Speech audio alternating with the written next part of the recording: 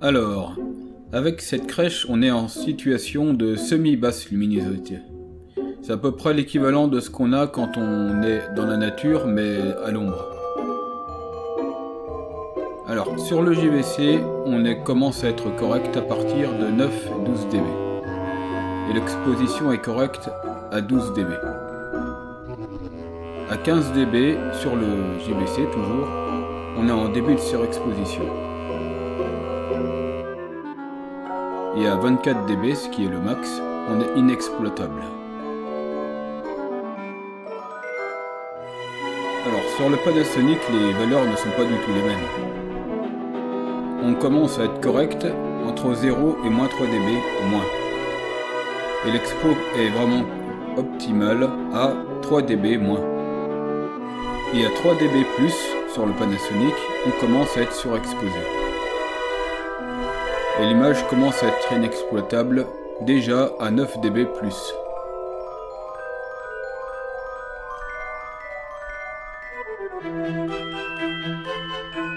Alors ce qu'on peut constater déjà entre le Panasonic et le JVC, c'est que le gain est plus élevé sur le Panasonic malgré des valeurs théoriques plus basses.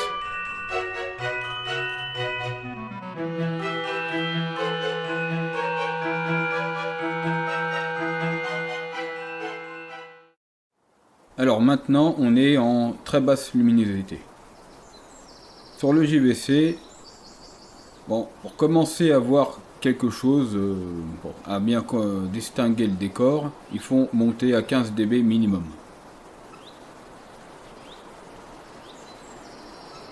Sur le Panasonic, on doit monter le gain à 6 dB plus minimum pour commencer à bien voir. Le gain est optimal à 12 dB plus.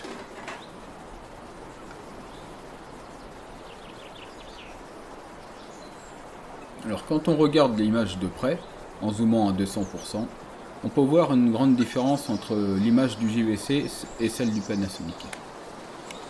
La plus grande différence, c'est que le JVC a une image plutôt molle, mais par contre au niveau du bruit numérique, il garde toujours un niveau de bruit acceptable, quel que soit le gain, même au maximum.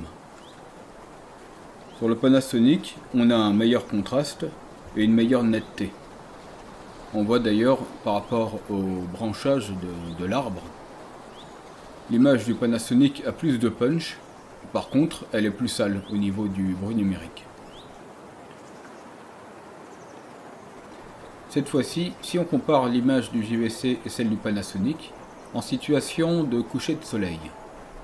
Comme vous voyez, il y a quand même du détail dans les épines de pin.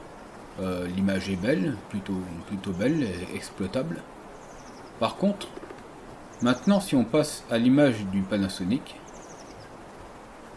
comme vous le voyez, l'image du Panasonic n'est pas meilleure au niveau pas tellement meilleure au niveau du premier plan, les épines de pin et tout ça.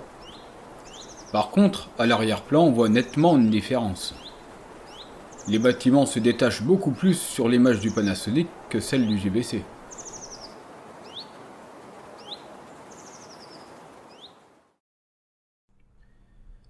Pour le mode timelapse, les deux appareils donnent de très bons résultats. Par contre, si on a à choisir, il vaut mieux utiliser le JVC, parce qu'on a plus de choix dans l'intervalle entre chaque image. Et aussi, on peut faire un timelapse en HD et en Ultra HD.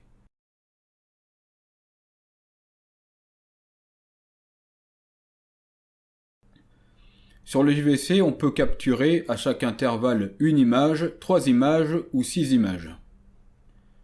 L'inconvénient, c'est que comme les images ne sont pas réparties dans l'intervalle, mais qu'elles sont capturées d'un seul coup à chaque intervalle, en fait, on perd toute la fluidité de l'image.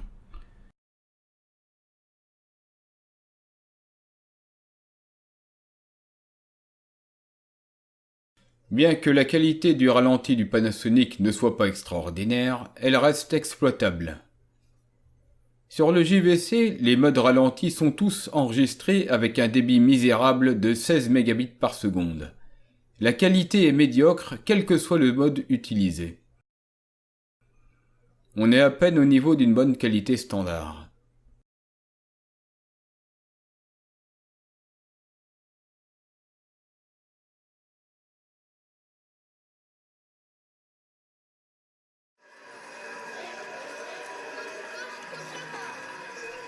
Les deux modèles donnent de bons résultats en Ultra HD. Mais je suis plus convaincu par l'image du Panasonic, pour peu qu'on règle la netteté au maximum sur les deux modèles.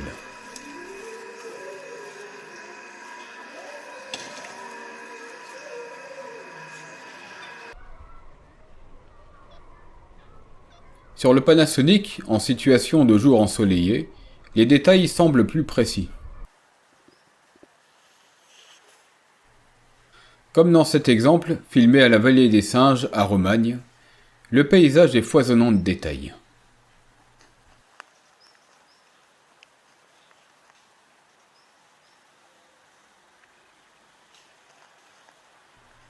L'image du JVC n'est pas mauvaise, mais je suis moins convaincu qu'elle mérite l'appellation Ultra HD. Reste que la qualité d'image du Panasonic en Ultra HD est moins constante. Une autre. Dans cet exemple, on voit mes deux nièces en intérieur par faible luminosité.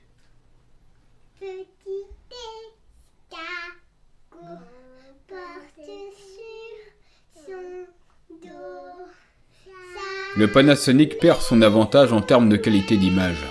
Le bruit est mal maîtrisé et si on ne savait pas que c'est de l'Ultra HD, on pourrait à peine le deviner.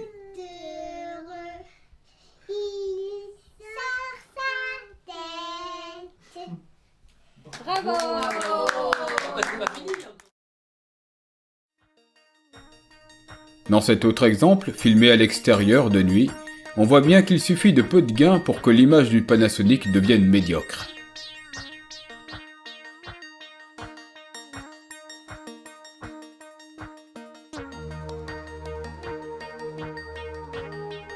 En revanche, le JVC garde une maîtrise du bruit numérique exemplaire.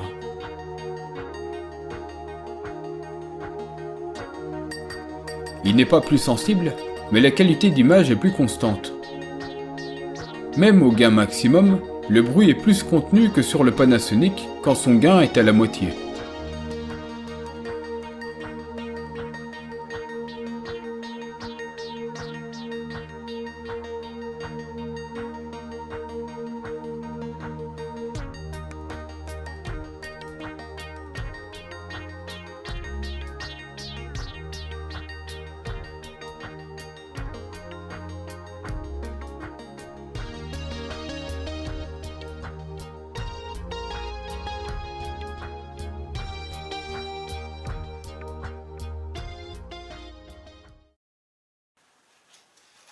Ici, je compare la qualité des micros internes.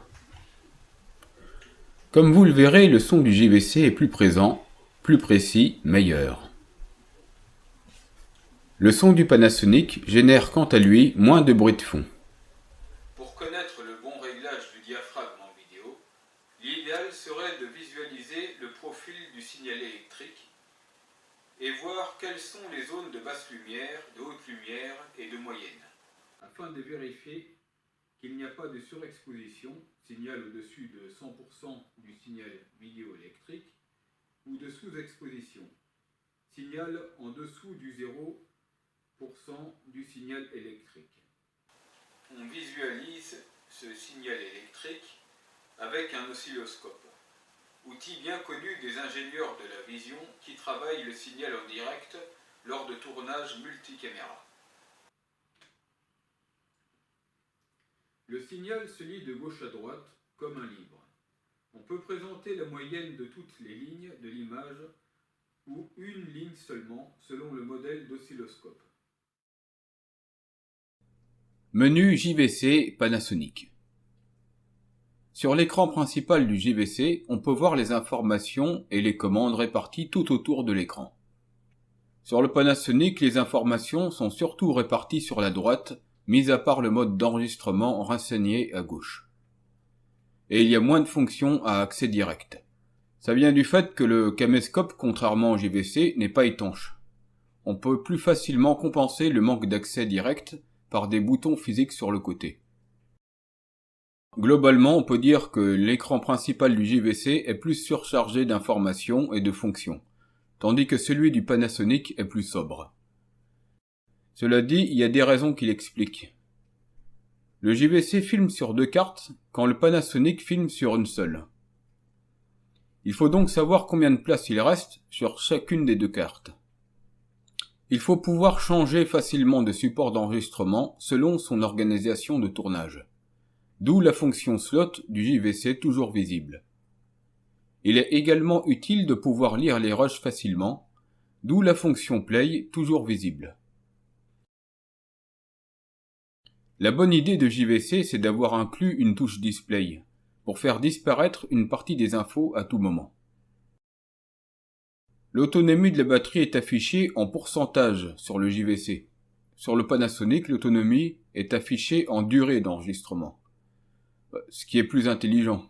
Parce que ce qui compte finalement, c'est combien de temps il reste, pas le pourcentage de batterie.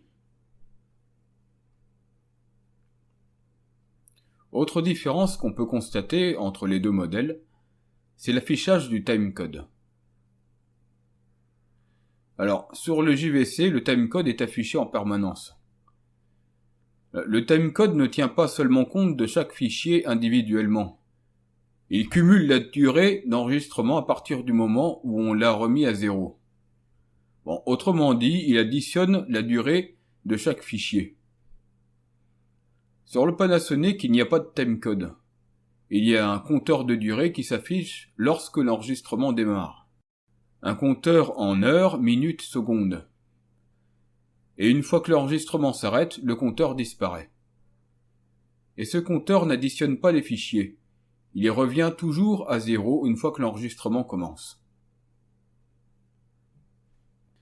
Alors, en ce qui concerne l'enregistrement simultané, le Panasonic ne propose pas cette fonction, le JVC oui. On peut enregistrer sur 2 cartes en même temps, mais uniquement en HD, pas en Ultra HD. Pour savoir si on a activé ou pas cette fonction, il suffit de vérifier sur l'affichage en haut à gauche. Si les 2 cartes sont en enregistrement simultané, alors elles s'affichent toutes les 2 en rouge. Quand une carte s'affiche en rouge, ça veut dire que c'est celle qui est utilisée pour l'enregistrement. Et les 2 cartes cette fois en l'occurrence. Pour le passage de l'exposition manuelle en automatique ou automatique à manuel. Le passage du mode automatique au mode manuel est quasiment aussi rapide sur les 2 appareils. En fait, là où ça se complique, c'est pour effectuer les réglages. Il n'y a pas d'accès direct aux réglages vitesse, ouverture, gain, balance des blancs, mise au point sur l'écran, ni sur le JVC, ni sur le Panasonic. Pour gagner du temps, c'est indispensable. Un bouton d'accès à l'exposition devra toujours être disponible sur l'écran, sans être mélangé avec d'autres fonctions secondaires. Alors, la bonne idée de Panasonic, c'est de ne pas avoir mis ces réglages dans le menu principal. On peut y accéder directement par l'écran principal. Une fois que les paramètres sont accessibles sur le Panasonic, on peut quand même passer rapidement d'un paramètre à un autre. Ce qui est déjà une bonne chose. Ne pas oublier d'appuyer sur la fonction quand le réglage nous convient pour le verrouiller. Sur le JVC, pour faire les mêmes réglages, c'est plus complexe. On est obligé de toujours passer par le menu principal, comme ceci. Une fois avoir sélectionné le bon sous-menu, il faut utiliser les flèches haut, bas et 7 pour accéder aux différents réglages. Pas moyen de sélectionner directement un paramètre qui nous intéresse en appuyant directement dessus. Voilà, en gros ça c'est le défaut du mode tactile de JVC. L'autre défaut principal du JVC, c'est que en fait on ne peut pas avoir accès à tous les réglages de l'exposition en une seule fois. On règle par exemple la balance des blancs en passant par le menu. Ensuite, on règle la balance des blancs en appuyant sur la flèche du haut ou la flèche du bas. On appuie sur 7 pour verrouiller le réglage. Et ensuite, si on veut régler la vitesse, si on veut régler l'ouverture, si on veut régler la sensibilité, à chaque fois qu'on veut régler un paramètre, on est obligé toujours de repasser par le menu. On passe 3 à 4 fois plus de temps sur les GVC que sur le Panasonic pour faire les mêmes réglages.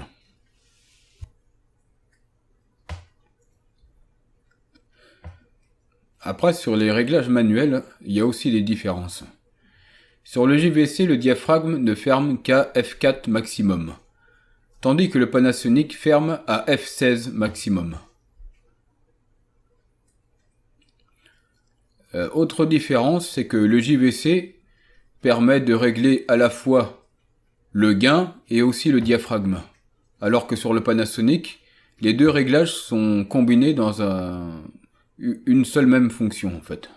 Une fois qu'on a fini d'ouvrir au maximum, c'est le gain qui prend le relais. Séparer le réglage du gain et de l'ouverture, ça peut être utile si on filme un sujet rapide par exemple. Il y a des différences pour la balance des blancs. Sur le JVC, comme il peut filmer sous l'eau, et il y a deux réglages spécifiques pour la prise de vue sous l'eau. Et ça, c'est en fonction de la profondeur à laquelle on va. Mais on peut pas aller très profond parce que c'est étanche à 5 mètres maximum. Sinon, il y a un réglage de degrés Kelvin sur le JVC. Mais il n'y a pas beaucoup de choix quand même. Sur la vitesse d'obturation, il y a aussi une différence. Le JVC peut descendre à 1 6,25 de seconde, au maximum. Et le Panasonic, lui, peut baisser la vitesse d'obturation à 1,25 de seconde maximum. Mais bon, ça n'est utile que dans des cas très particuliers, quand on filme de nuit à l'extérieur et qu'on veut gagner 2 fois plus de luminosité. On fixe sur un trépied l'appareil et il n'y a que les personnages qui bougent qui font un flou de mouvement. Ça, c'est, comme je le dis, c'est vraiment utile que pendant la nuit. Alors maintenant, pour les fonctions avancées. Alors, le JVC a la possibilité de régler le gamma et la matrice des couleurs. Alors, le gamma est très utile. En fait, il est utile pour privilégier soit les zones claires, soit les zones sombres. Et ça, indépendamment des réglages manuels qu'on a effectués avant, en fait. Indépendamment de la vitesse d'obturation, indépendamment de l'ouverture, indépendamment du gain, on peut régler le gamma. Et comme vous voyez sur les exemples, il y a quand même une différence. Il faut d'abord régler l'exposition, ensuite on règle le gamma, mais pas le contraire. Ah oui, sinon pour la matrice des couleurs, en fait la matrice des couleurs c'est un peu comme un banc d'étalonnage miniature en fait, qui est disponible directement sur l'appareil. Mais malheureusement, sur un petit écran, ça n'a aucune valeur ce genre de réglage en fait. Donc ça relativise vraiment l'utilité de ça quoi. Pour profiter de la matrice des couleurs, faut vraiment avoir un grand affichage. Au niveau de la netteté, les deux appareils proposent un réglage de la netteté. Théoriquement, le JVC monte plus haut dans le réglage de la netteté, de moins 10 jusqu'à plus 10, en passant par 0. Le Panasonic va de moins 5 à plus 5. Mais au niveau de la netteté de l'image, le Panasonic est supérieur au JVC. Ensuite, pour parler des réglages de la qualité d'enregistrement, alors sur le Panasonic, on a 3 réglages principaux. On a soit le AVC HD, le 4K MP4 ou MP4 iframe. En AVC HD, on a 5 choix disponibles. Donc 4 principaux en 25 images par seconde et 1 à 50. En MP4 iframe, on a 4 choix disponibles.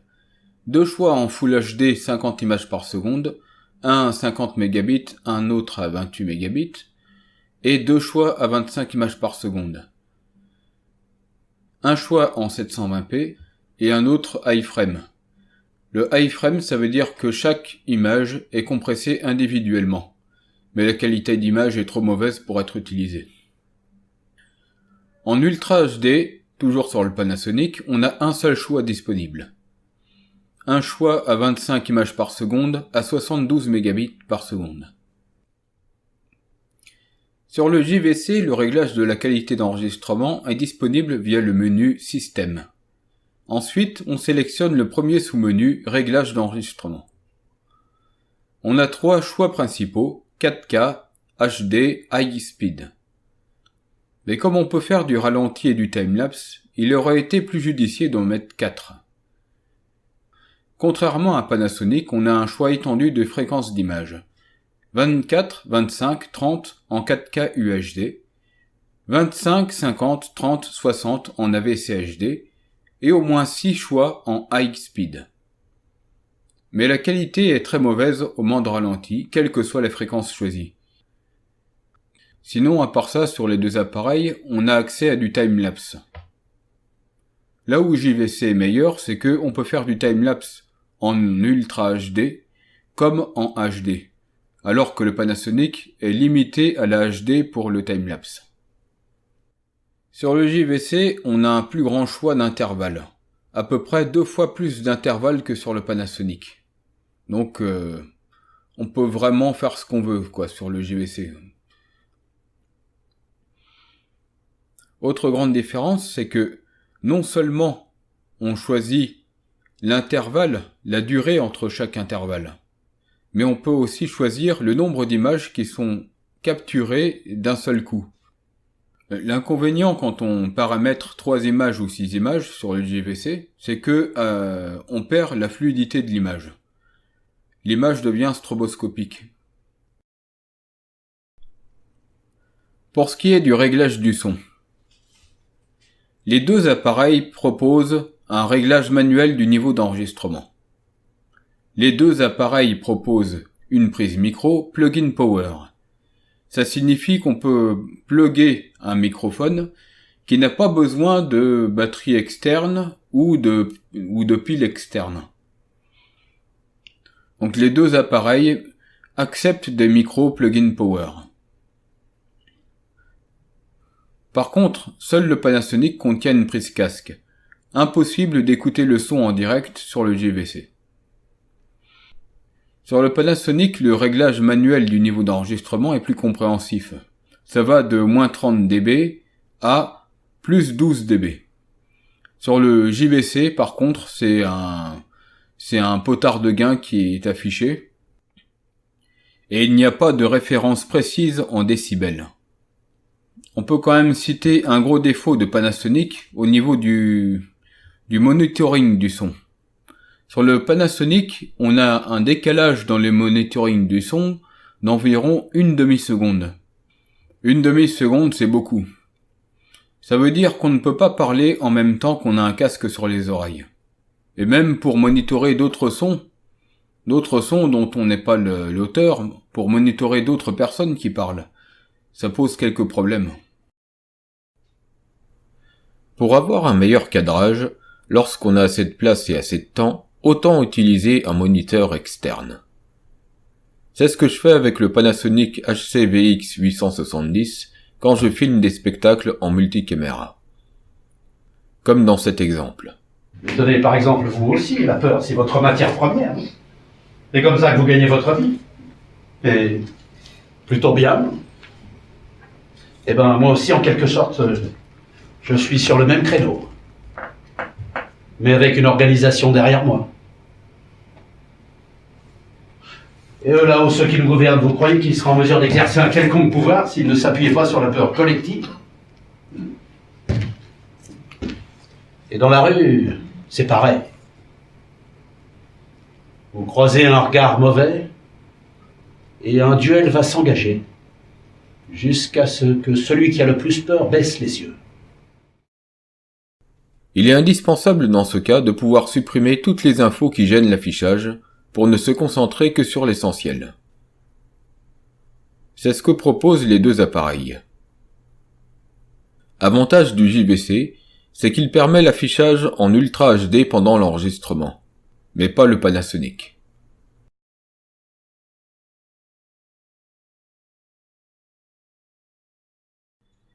On voit que Panasonic cherche à en mettre un maximum pour séduire le vidéaste amateur débutant. Pourtant, la plupart de ces modes sont plus gadgets que vraiment utiles.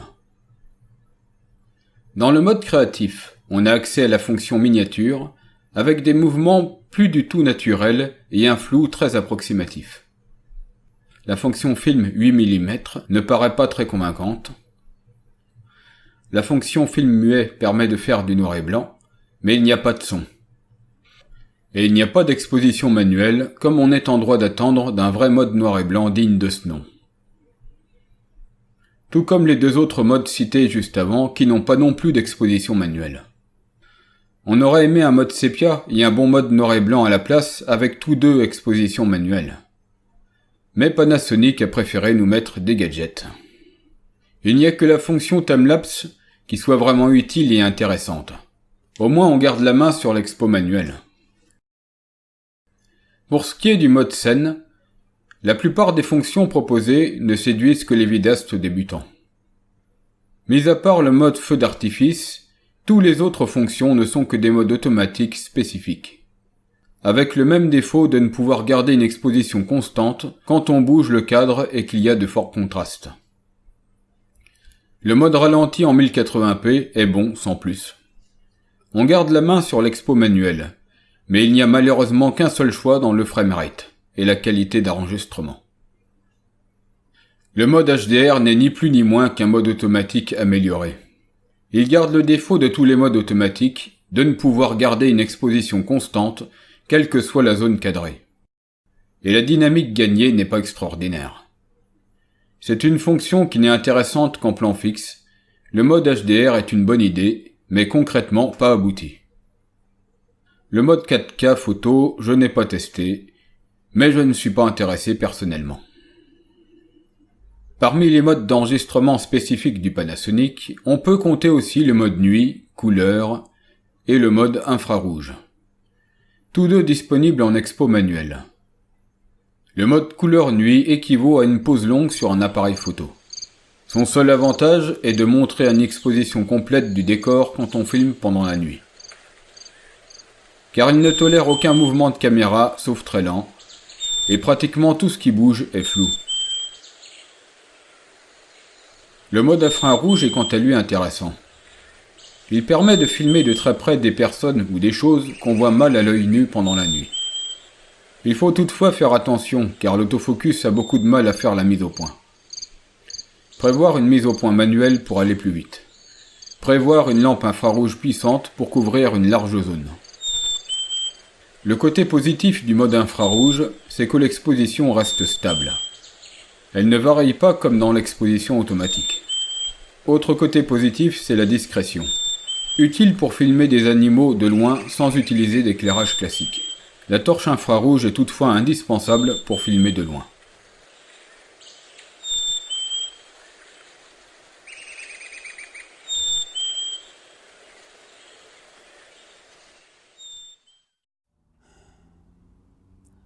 Alors, pour conclure le test, est-ce que je recommande le caméscope JVC GZ RY 980 ? Oui, je le recommande, mais pour seulement certaines situations. Je m'explique. Ce caméscope a pas mal d'avantages. Un double slot SD qui permet de sécuriser l'enregistrement en HD.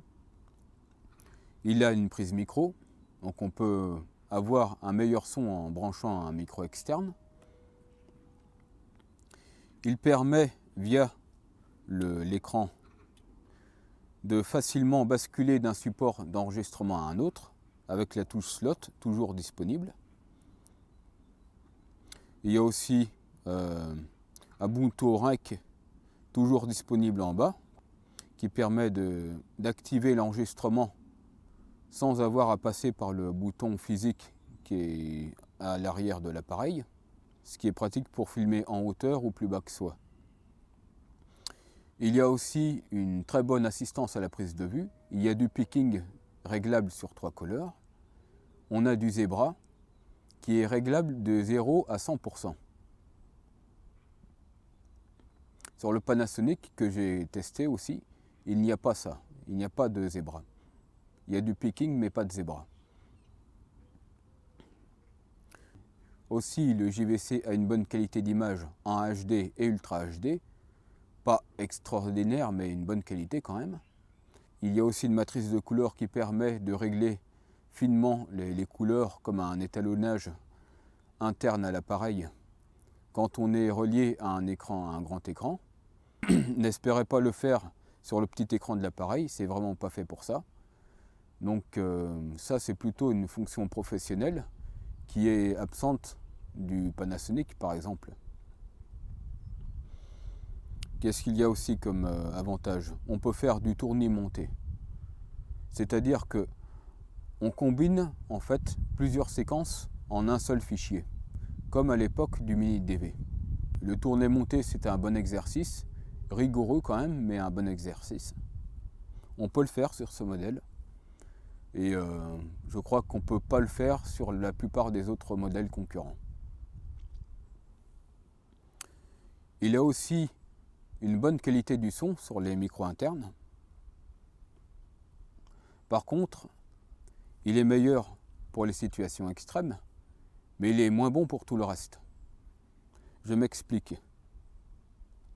Le double Salt SD, c'est très bien pour sécuriser l'enregistrement, mais c'est très rare. C'est très rare qu'une carte flanche. Moi, ça fait des années que je filme des spectacles en multicaméra. Je n'ai pas perdu une seule séquence. Par contre, j'ai toujours eu besoin d'une prise casque pour contrôler le son. Autre regret, il n'y a pas de griffe porte-accessoires. On ne peut pas mettre de micro directement, on ne peut pas fixer de micro directement, ni de moniteur externe. Par contre, par rapport au Panasonic, le monitoring de l'image est disponible en Ultra HD. Aussi au niveau des regrets, la commande de zoom à bascule est théoriquement ce qu'il y a de meilleur. Par contre, il n'y a pratiquement pas de variateur d'intensité. Soit c'est très lent, soit c'est rapide. Et aussi, on entend très bien le zoom sur la bande son. Donc il ne faut pas l'utiliser pendant la prise de vue, il faut l'utiliser avant ou après l'enregistrement, mais pas pendant. Donc pour résumer, c'est des avantages. Pas de prise casque. On peut faire des réglages manuels de l'exposition, mais il est beaucoup trop lent pour faire ça. Il n'a pas de griffe porte-accessoires. Il n'a pas non plus de viseur, le Panasonic non plus, mais il y a aussi des modèles concurrents chez Sony par exemple, qui proposent un viseur et qui a une griffe porte-accessoire non pas sur l'arrière, qui gêne la commande de zoom, mais au milieu, ce qui est l'idéal. Ce caméscope est fait vraiment pour les situations extrêmes. Mais si vous filmez dans des conditions classiques, c'est un autre caméscope qu'il vous faut. Un caméscope qui aura une prise micro, une prise casque, qui aura une griffe porte-accessoire et un viseur. Pour faire évoluer un vidéaste amateur, c'est un caméscope classique qu'il vous faut et pas ce type de matériel. Voilà ce que je pense du JVC GZ RY 980. Merci d'avoir regardé ce test jusqu'au bout. C'était Bruno Cessy, vidéaste de Château Renard.